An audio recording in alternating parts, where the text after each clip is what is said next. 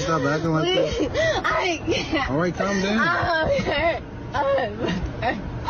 Please. Please. Please.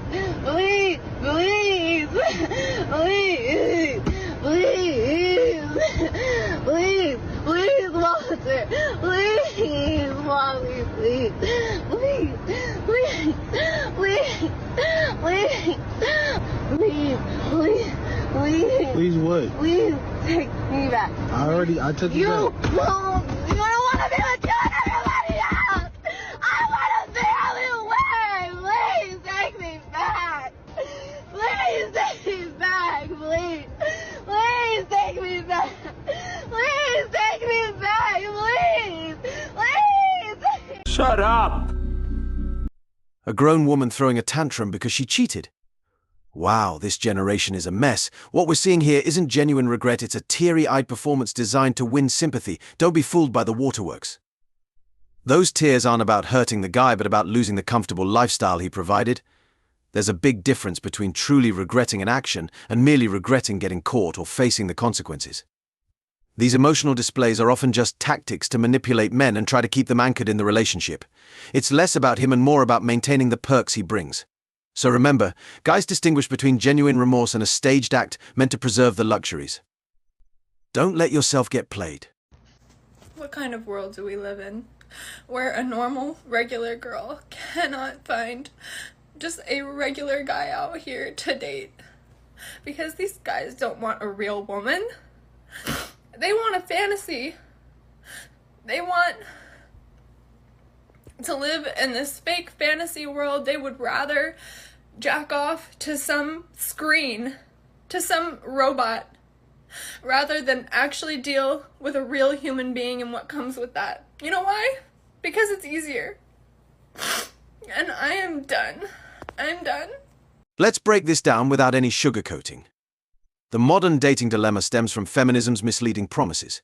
It told women they could bounce from partner to partner and still find a loving, committed man waiting at the end. The harsh truth. Reality doesn't work that way. This highlights the delusion in today's dating scene. An average woman's struggle to find a match is overstated. Here's the irony: women often criticize men for having dating standards. When a man seeks a woman who hasn't had multiple partners, he's labeled insecure or toxic. But if a man sets boundaries and standards, it usually means he sees long-term potential with you. Yet, why value a man's feelings when it's easier to demonize him? For the average guy, dating is a minefield of rejections. It might seem like a barren wasteland from his perspective, and if women are tired of the game, try stepping into his shoes. Often women chase after bad boys or emotionally unavailable types, only to blame the entire male species when reality hits.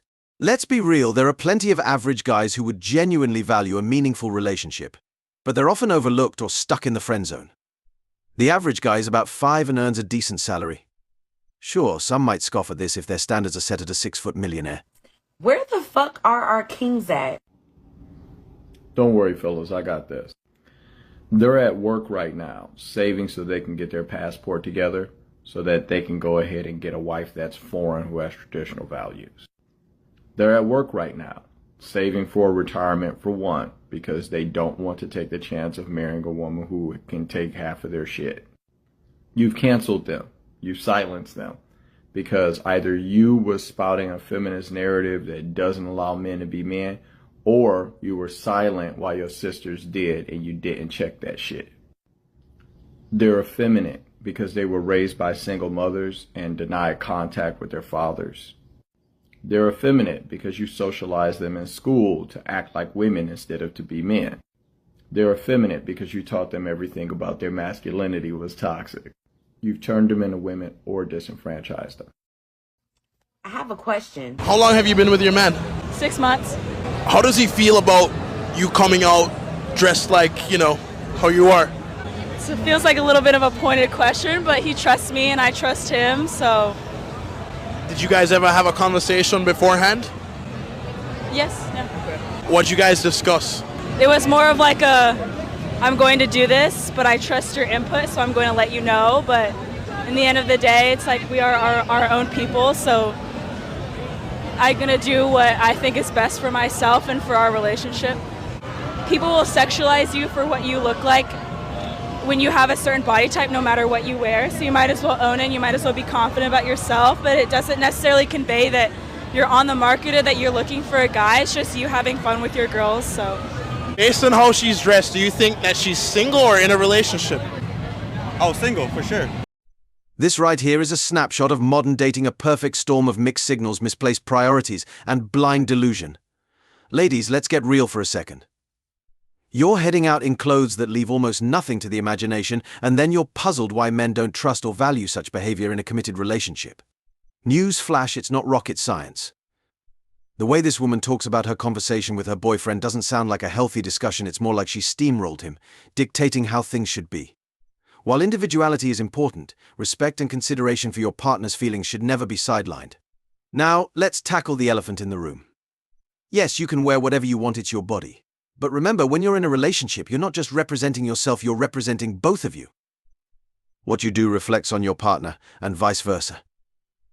Dressing to attract every wandering eye isn't about empowerment or self-expression, it's a desperate cry for attention and validation, showing how little you value your bond with your partner.